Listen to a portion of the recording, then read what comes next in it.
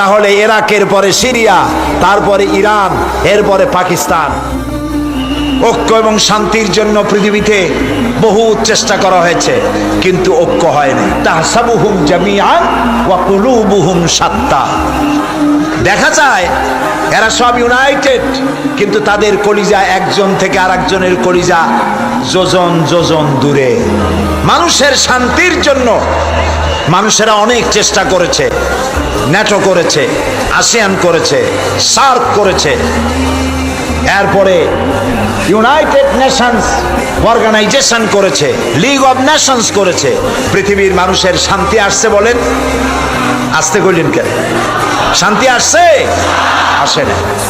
পৃথিবীতে যুদ্ধ হলো, প্রথম বিশ্বযুদ্ধ, আর যাতে যুদ্ধ না হয় সেই জন্য লিগ অব নেশনস তৈরি হলো। প্রথম বিশ্বযুদ্ধে বহু লোক মারা গেল, আর যাতে যুদ্ধ না হয় লিগ অব নেশনস তৈরি হলো।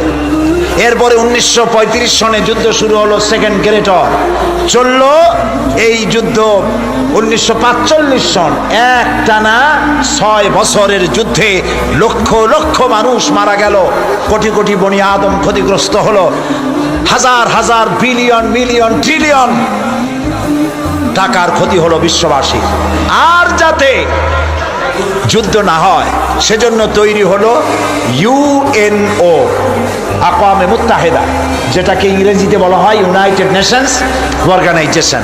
এদের কাজ হলো পৃথিবীতে যুদ্ধ বিগ্রহ না হয়, গরিবদেরকে বাঁচানো, ধনীদের বড় বড় দেশগুলির হাত থেকে ছোট ছোট দেশগুলিকে যাতে রক্ষা করতে পারে আক্রমণ থেকে।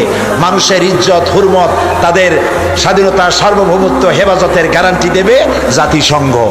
আমি প্রশ্ন করছি, এই জাতিসংঘ পৃথিবীর মানুষের জান মাল, দেশের স্বাধীনতার হেফাজত করতে পেরেছে? পারে নাই। বরং জাতিসংঘের ফতোয়া নিয়া বড় বড় মোড়লেরা তারা পৃথিবীর মুসলমানদের স্বাধীন রাষ্ট্রগুলিকে তছ নছ করে দিচ্ছে। ওরা আমাদেরকে মৌলবাদী আর সন্ত্রাসী বলতেছে, সভ্যতা শিখাতে চায় আমাদেরকে। বেটারা, তোমরা হলে সন্ত্রাসী, তোমরা আমাদেরকে সভ্যতা শিখাও।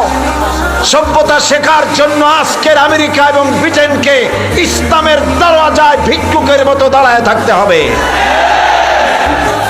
আর যে আমেরিকা আজকে মুসলমানদেরকে শিখাইতে আসছে, এরাকে কি কাজ করেছে তারা?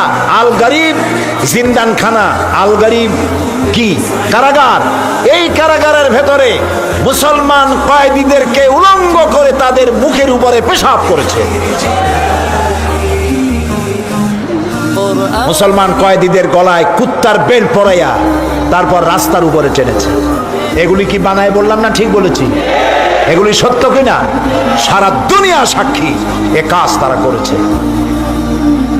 মুসলমানদেরকে আজকে চুপ করে বসে থাকতে হবে না, মুসলমানদেরকে ঐক্যবদ্ধ হতে হবে এবং বিশ্ব বিবেককে আবার জাগ্রত হতে হবে এই পশু শক্তির বিরুদ্ধে। এটা যদি না করা হয় তাহলে ইরাকের পরে সিরিয়া, তারপরে ইরান, এরপরে পাকিস্তান, তার দৃষ্টিতে আমেরিকার দৃষ্টিতে পৃথিবীর সব মুসলমানেরা সন্ত্রাসী।